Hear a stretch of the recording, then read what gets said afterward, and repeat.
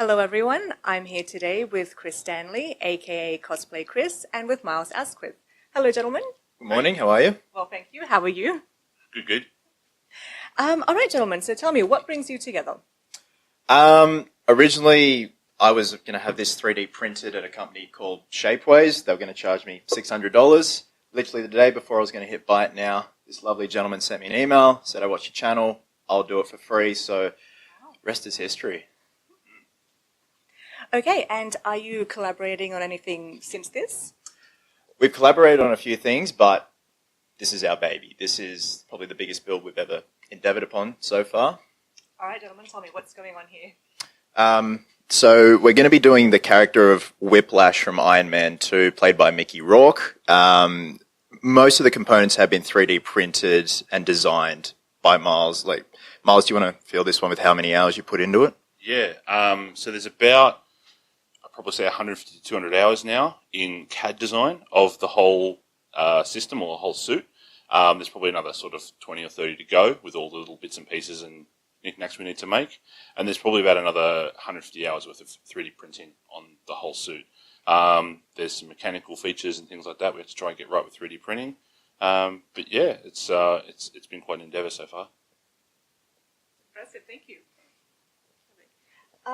Okay, and so tell us how you got into cosplay.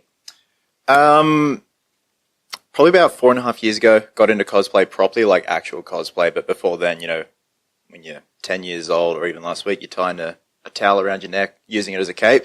So I got into cosplay basically through watching special features on DVDs and whatnot, and how they make the costumes and props, and all self-taught with molding, casting. Still want to eventually get into the whole 3D printing side and teaching myself that, and having this lovely gentleman teaching me that side, because it's such a big thing now with cosplay.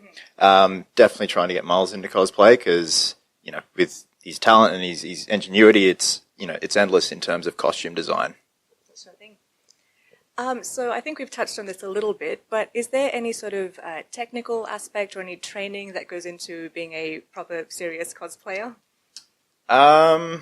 Not really. It's like we were discussing before, it's all pretty much self-taught. Like, there's no school, there's no academy for cosplay, even though that'd be great. It's just all self-taught and just trying things out, experimentation, R&D. Myles, as a non-cosplayer yet, what's your thought on that? Basically, it's all self-taught. So there's no substitute for experience with any of the, whether it's 3D printing or painting or weathering or any of the systems you do or any systems I do.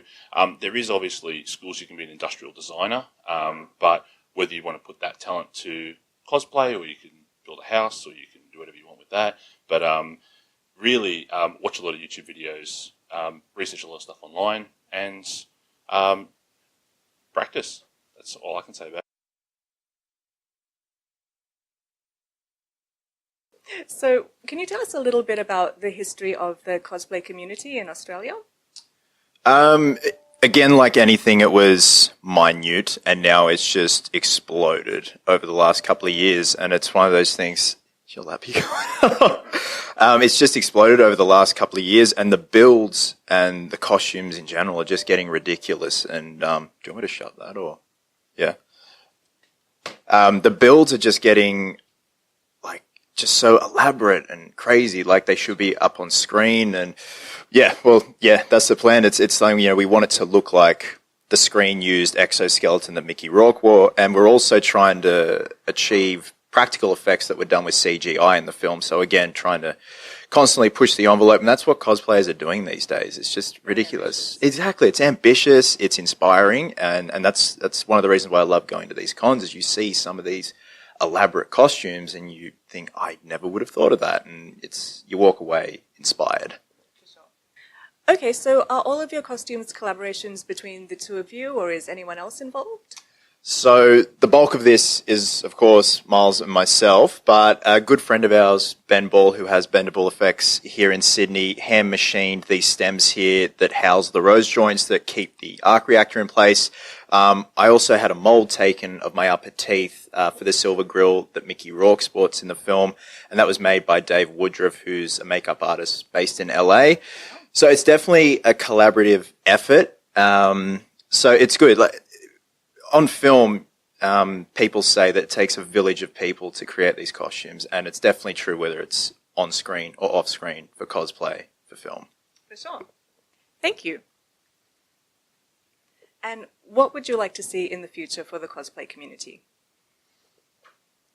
You feel this one first? Me? Yeah, go for it.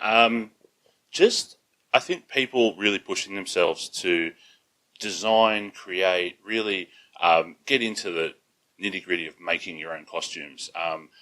There's nothing wrong with bought costumes, but I really feel that it's an artwork that you can put a lot of pride into something that you've made, and you can wear it proudly. It doesn't matter if it's everyone's got to start somewhere. So and you see this progression of cosplayers where they've started off, as you say, wearing a towel, and moving into something where they've bought proper fabric and they've learned to sew, or they've learned to 3D print or paint, or all the different techniques, and just to see it come alive and grow is massive. It's awesome, and to do it on a budget too, because these suits made in like at the studios are worth thousands of dollars, and to do it at home, you can do it for a couple of $100, and just using the right materials. You can take shortcuts here and there, but yeah, it's not that expensive to get into.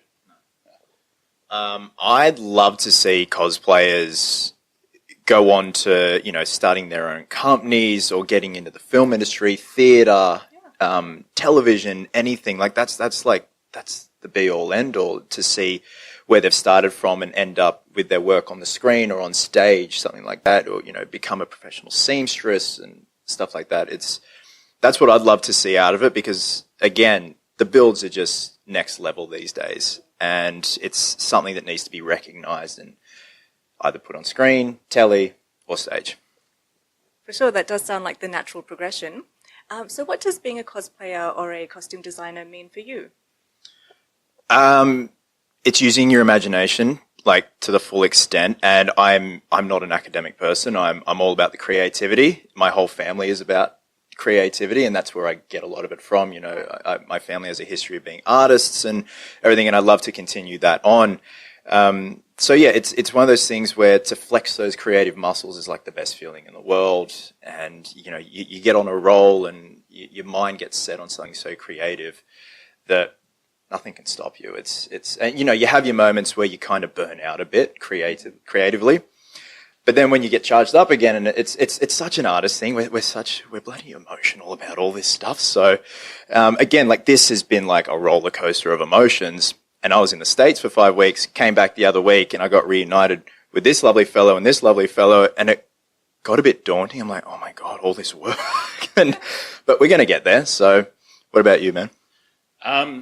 So day to day, I make brackets for car parts and things like that, just for really basic stuff with 3D printing. This to me was like costume design in general, was a real step in a direction where I'd never built something this big and this complicated and this mechanically sort of sound where bits had to move. So it was a real brain teaser to push me forward and to make new stuff, and then I can use that skill back in my everyday business. So it's awesome to sort of just to learn something new. Even though you're doing it, you push yourself further and further. It's just great to sort of, and it's a skill people could actually use to, if they are doing something, they can push it back into their own job or something like that, So yeah. It's all about transferable skills. Yeah. And thank you for your time today. And if any of our viewers wanted to get in touch with you or learn more about either of you gentlemen, how can they do that? Thank you for having us, firstly. I'm on YouTube under Cosplay Chris, and also on Instagram under Cosplay Chris. I'm on Instagram under Flux Electronics. And yeah, there's other social medias like Facebook and things like that, but I think Instagram is my most sort of commonly used one. Thank you very much. And we are Gamers Classified, all one word lowercase, everywhere except Twitter, where we are Games Classified, one word lowercase. Myles and Chris, thank you very much for your time today. Yoshi, thank you very much.